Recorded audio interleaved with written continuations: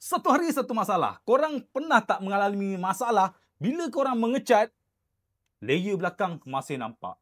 Hari ni saya nak share satu benda, satu cat, iaitu Nippon Perfect White. Biasa orang pakai ni untuk shilling. Sebab apa? Shilling, biasanya kalau kita nak mengecat tu, mendongak.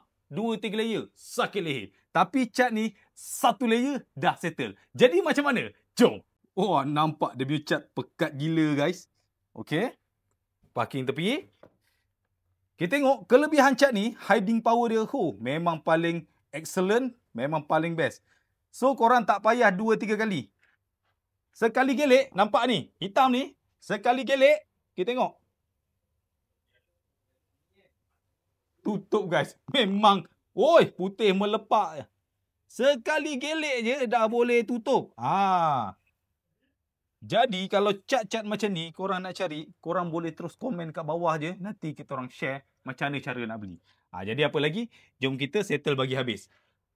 Biasanya orang tukang dia suka pakai cat ni sebab apa? Tak bazir masa, tak bazir cat, tak bazir tenaga. Jadi untuk korang nak cari cat macam ni, satu layer dah boleh tutup, korang terus komen kat bawah. Satu hari satu masalah selesai. Kalau ada sebarang pertanyaan ataupun permasalahan, boleh komen dekat bawah. Terima kasih.